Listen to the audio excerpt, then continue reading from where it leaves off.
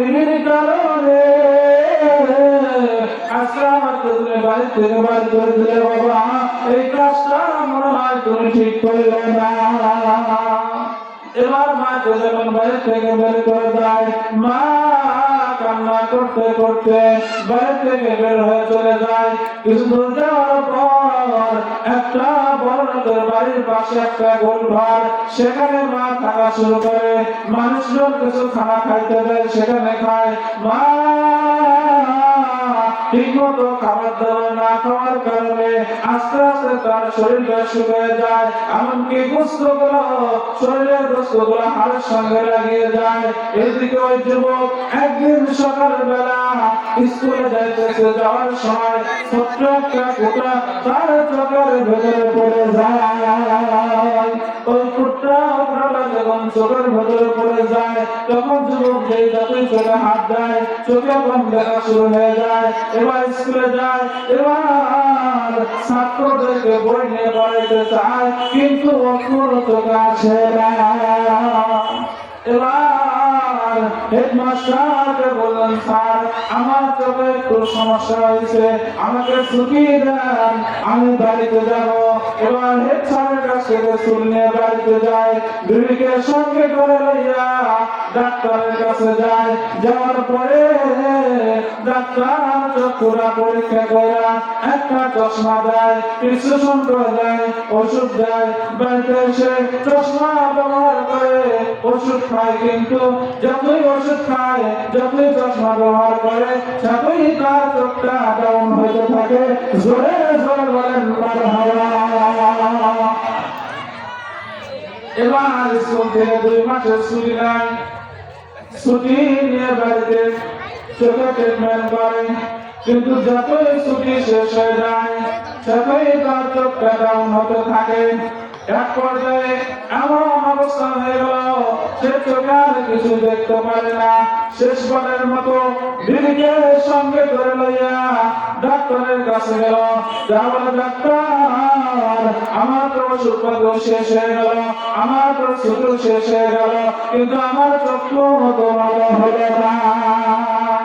Doctor ছিল দিনদার পরহেজগার মানুষ, ডাক্তার ছিল নামাজি মানুষ। ডাক্তার বুঝতে পারলো এর মনে হয় কোনো সমস্যা আছে। ডাক্তার বলল, ভাই আপনার বাবা মা জীবিত আছে কিনা? যুবক বললেন, ডাক্তার ছোটবেলায় আমার বাবা মারা যায়, আমার মা জীবিত আছে। ডাক্তার বলল, ভাই আপনি কি আমাদের মা সেবা করেন?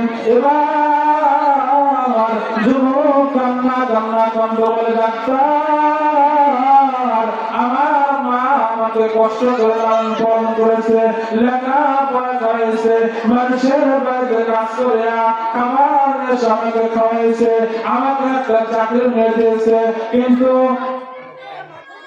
চাকরিও নিয়ে দিয়েছে। দেওয়ার পর একটা বিবাহ শাদী করাইছে। বিবাহ শাদী করার পর কিছুদিন আমার বিয়ে আমার মা সেবা করলো। কিছুদিন পর আমাকে বললো, আমার মা যদি বাড়িতে থাকে তাহলে আমার বিবি আমার বাড়িতে থাকবে না, আমার সংসার করবে না। আমার বিবির কারণে আমি আমার মাকে বাড়ি থেকে বের করে দিয়েছি। ডাক্তার বলে, দেবো আমি কেন সারা বিশ্বের ডাক্তার যদি তোমার ট্রিটমেন্ট করে, এই চক্ষু কোনোদিন ভালো হবে না। ছুটে যান বাড়িতে। মা কোথায় আছে? মাকে খুঁজে বের করে, মা পা ধরে যদি ক্ষমা দিতে পারে, মা যদি ক্ষমা করে, তাহলে চক্ষু ভালো হবে, তা হলে জীবনে কোনোদিনের চক্ষু ভালো হবে না। জোরে জোরে বলেন মারহাবা। এবার যুবক বাড়িতে আসলো, আসার পর মাকে খোঁজে, লোকজনকে জিজ্ঞাসা করে, ভাই আমার মা কোথায়?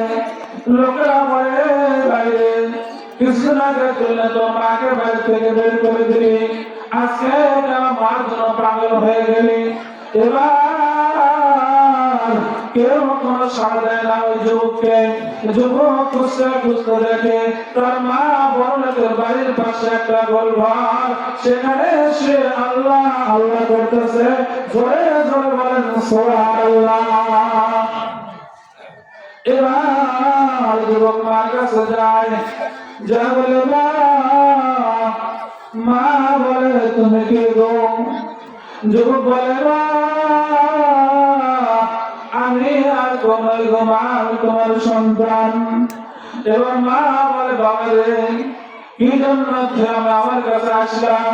তুমি আমাকে বাড়ি থেকে বের করে দিলা, তুমি তো বিবিকে নিয়ে শুয়ে আছো, আমার কানে কেন আসলা? যুবক বলে মা, কথা বলার সময় নাই গো মা, তোমার সঙ্গে বড় অন্যায় করে ফেলেছি। ও মা, তোমাকে বাড়ি থেকে বের করে দেয় বড় ক্ষতি করেছি গো মা। আজকে আমার চক্ষুটা ডাউন হয়ে গেছে, আমি চোখে কোনো কিছু দেখতে পারি না। আজকে যদি তুমি আমাদের ক্ষমা না করো, আমার এই চক্ষু কোনোদিন ভালো হবে না। মা বললেন বাবা, ছেলেরা অনেক ভুল করতে পারে, মা কখনো ভুল করে না রে বাবা। ছেলেরা অনেক কষ্ট মাকে দেয়, মা কষ্ট স্বীকার করে না রে বাবা। যা যা, তুই কিন্তু ভুল বুঝতে পেরেছো।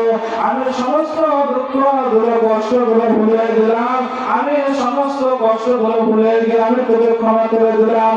এবার ক্ষমা করে দেওয়ার পর একদিন যায় যুবকের চক্ষু ভালো হয়, 2 দিন যায় আরো ভালো হয়, 3 দিন যায় আরো ভালো হয়।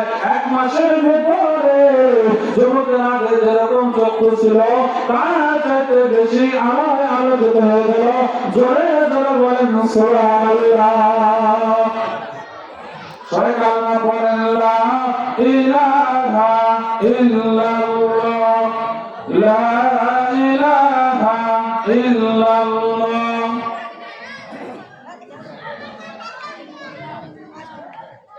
লা ইলাহা ইল্লাল্লাহ।